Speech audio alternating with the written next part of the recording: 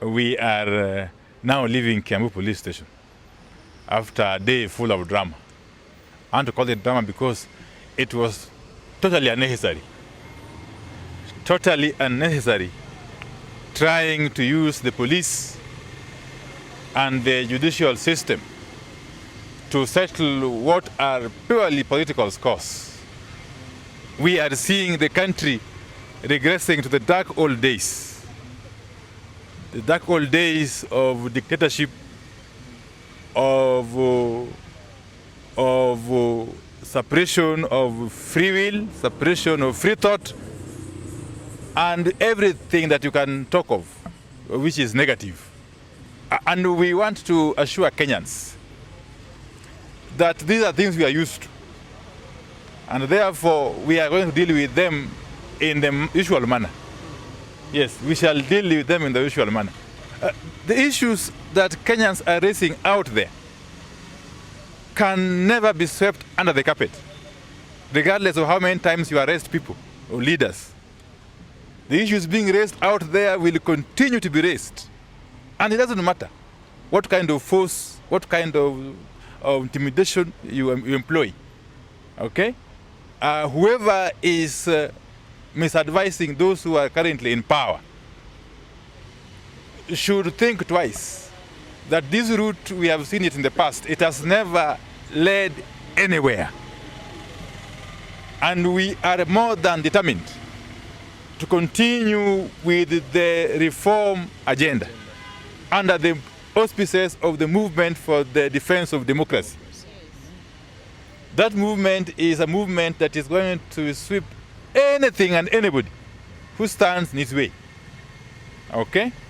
We have seen the drama in Nairobi today. And that is just but the beginning. This country is going to be liberated totally. Totally. And I want to thank the police, even though they're under immense pressure. They are under immense pressure, I can tell you. They have given us some cash bail of 50,000 shillings each.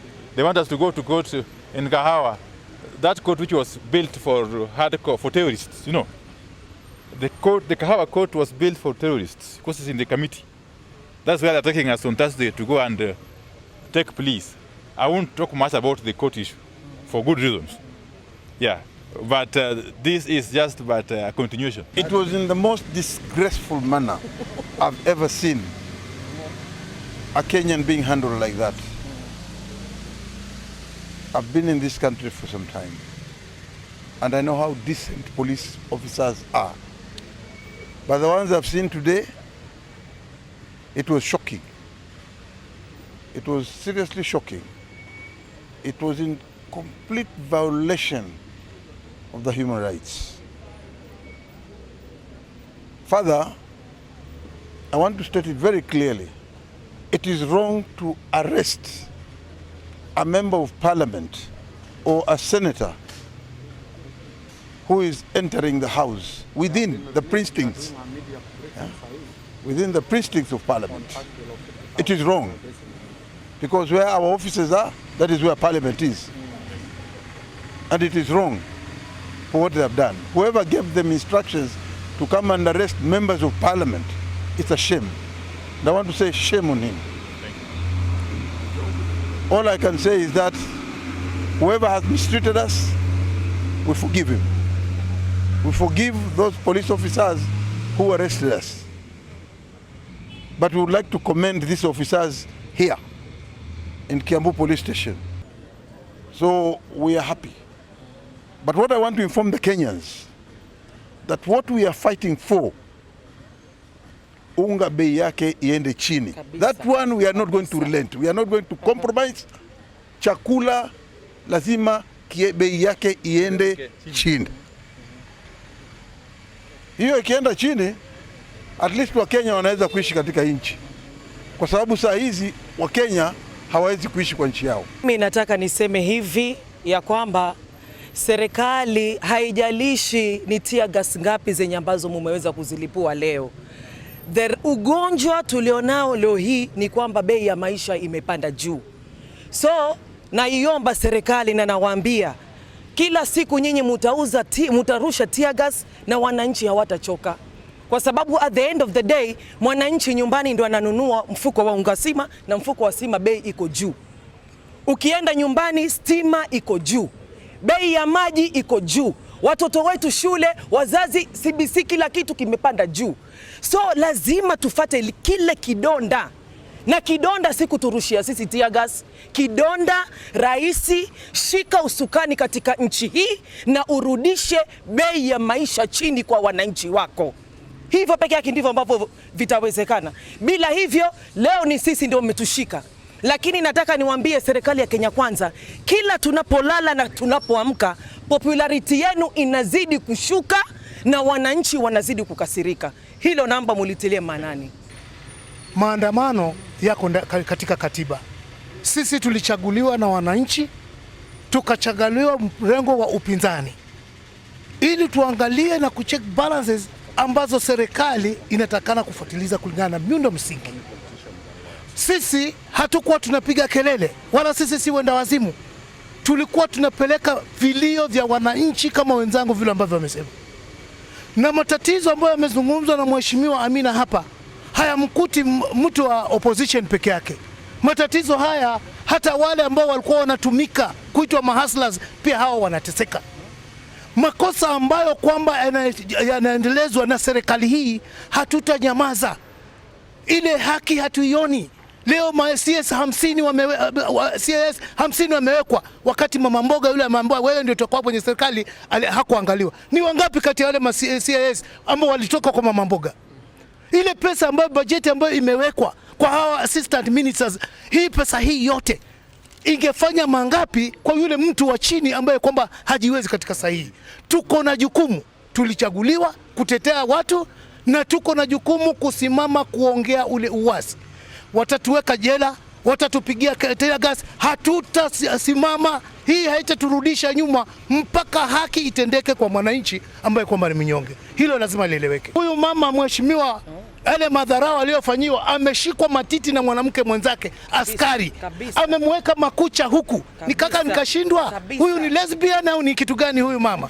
Na nilipomuuliza kwa nini unafanya mwanamke mwenzako kama hivyo, huyo mama ananiambia haijatosha, utapata zaidi. Ni serikali gani kutoka nayo? To the young people, we are the largest population, but I want us to understand that places don't make people. It is people that make places. Kenya will never make us. It is up to us to make Kenya. It is the Americans that made America. It is the Japanese that made Japan. It is up to you and me, the young people, to join hands with our leaders and make sure we bring the change that we need in this country. It is up to us to make this country. So let's come out. George Yogo, Kajiado North.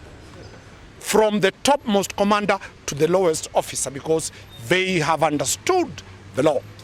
The third issue of substance is that my clients are going to be charged with an offense called attending unlawful assembly. That is a 1965 act, the Public Order Act. Still, the state is not aware that in 27th of August 2010, Kenya promulgated a new constitution. And in that constitution, we, all of us, including the police and the head of state and everybody, enacted Article 37, which says everybody has a right to demonstrate, to picket, on condition that they are not harmed. Look at all these members of parliament. None is carrying a sword. None is carrying a gun. None is carrying a stone. It does not require anybody's consent to exercise Article 37 of the Constitution. Going forward, tomorrow I'll be moving to the Constitutional Court. One, to challenge the provision of declaring a meeting an illegal assembly. This country, it is only the constitutional organ called the court that can declare a position illegal. The police don't have that power. The police don't have that power. The police will enforce law and order.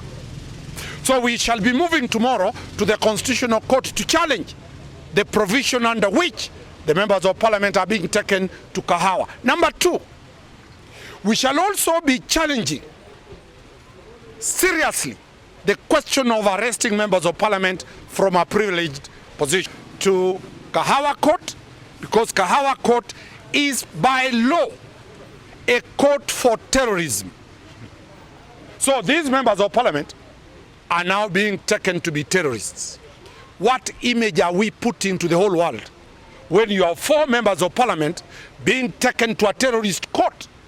How will foreigners take us? That parliament is infiltrated by terrorists? Let some decisions be taken with caution, because the consequences on this country is grave.